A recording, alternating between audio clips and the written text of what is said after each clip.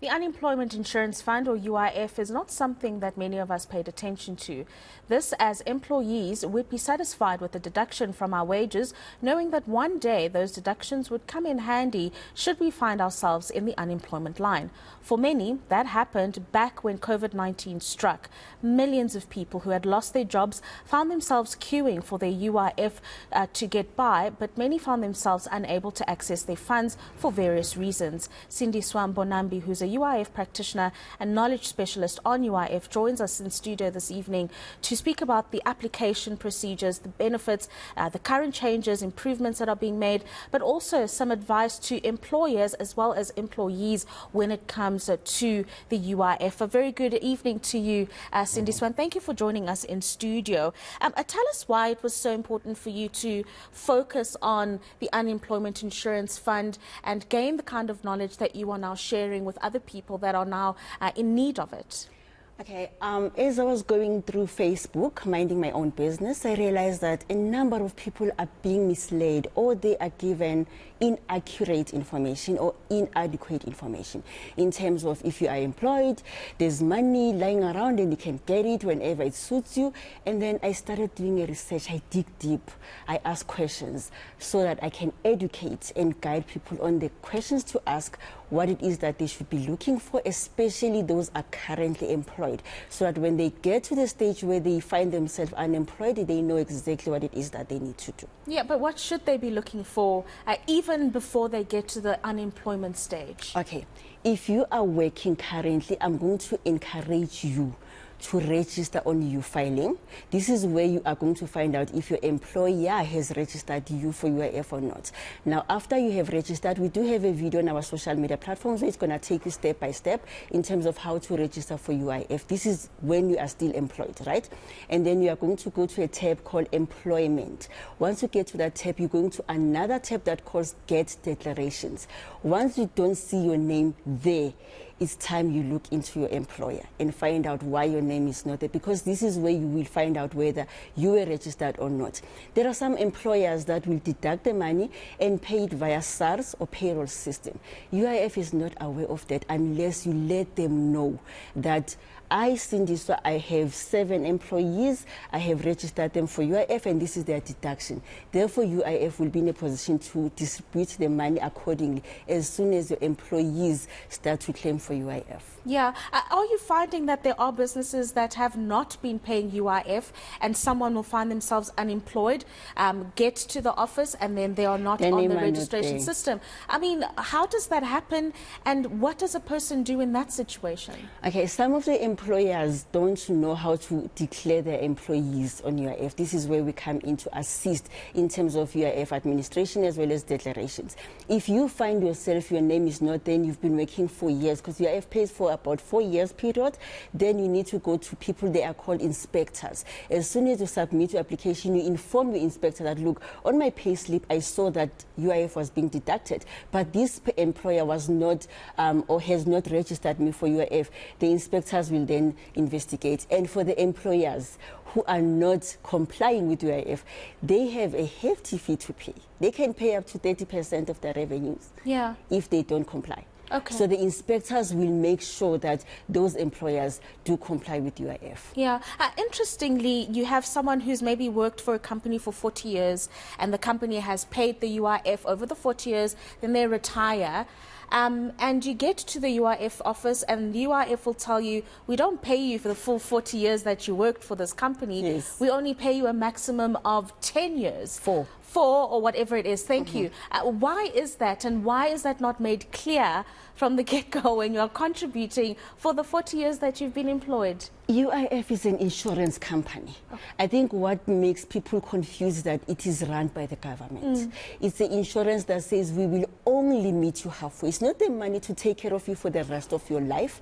It's the money to say while you have lost or you are going through dark period, we will meet you halfway until you are back on your feet. And that money is not the money that I can pay your bills, your car, your rent, your school fees. No, it's just to take care of you while you are still looking for another source of income. So that is why they're only paying for 4-year period. Yeah. What are some of the challenges that you are still encountering with people that you are giving the advice or the knowledge to when it comes to UIF? Are there issues with the digital system and the queuing at the offices? What are those big challenges and bottlenecks that you're still working through? The forms not filled incorrectly, declarations, employers again, and the termination reason. UIF has some reasons that they don't pay for if you decide to abscond and I'm not going to work, and then you initiate the termination. They will investigate, the inspectors.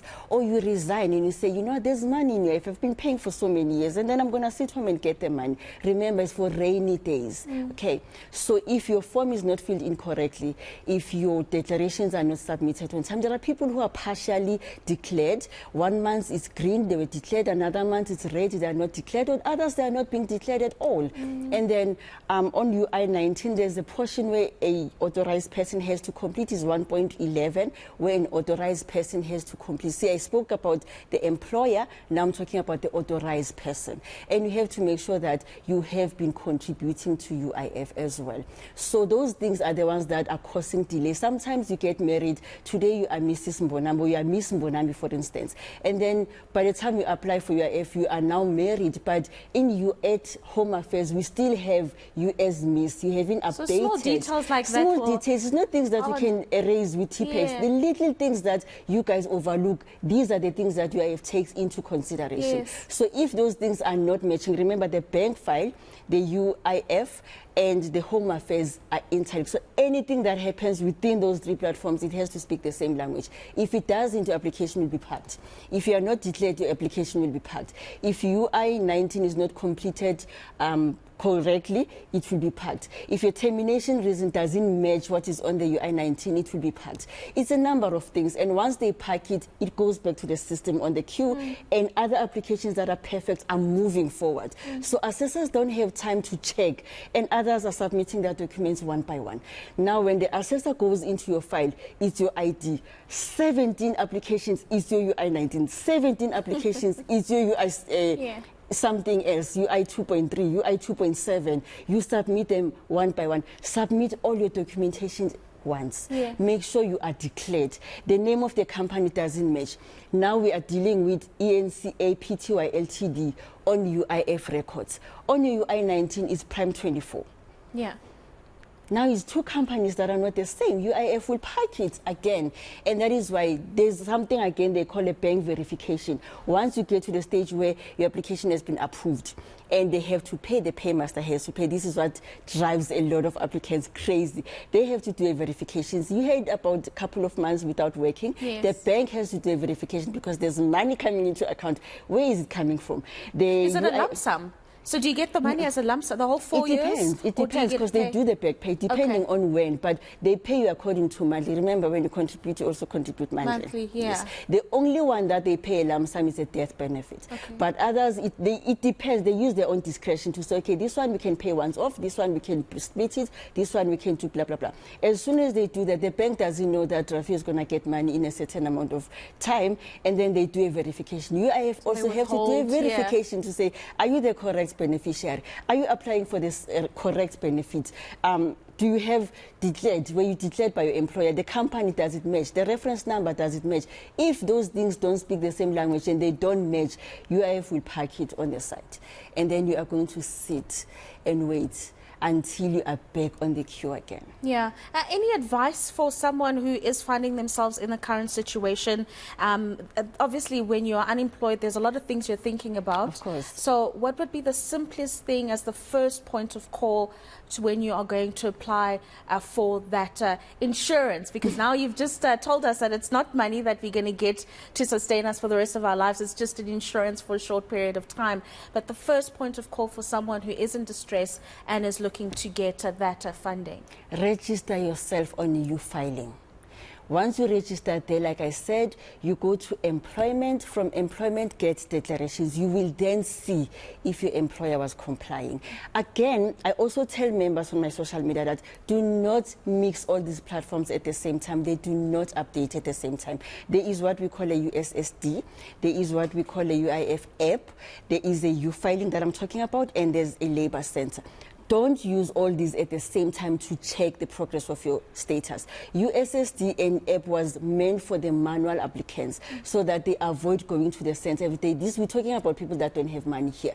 So the UIF, U-filing, it caters all of that at once. And then instead of you going to Maponya or from Dubai or whatever, you can just go at the comfort of your home, just go to the app on your phone and then go to your filing. You will see the progress of your application. You will see if you've submitted a COB, it's a continuation of benefit. You will see how far your application is. If you don't see all those things at the same time, give it 24 hours. The system will update automatically. Right now, they are congested with callers. Yeah. They are congested with applicants. It is bound to slow down a bit, but in 24 hours it would have been updated. If not, you can call the toll-free number.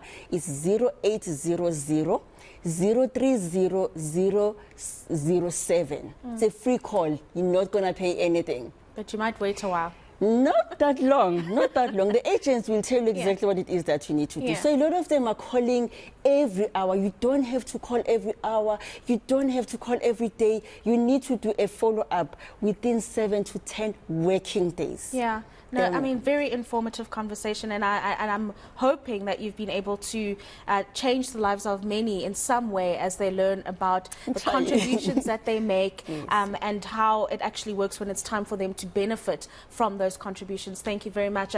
That is a UIF practitioner, Sindiswa Mbonambi, joining us to speak about a really important development around UIF, and really just the necessity that it's gained over the last 3 years or so with the pandemic, and people not really knowing how to approach that particular office.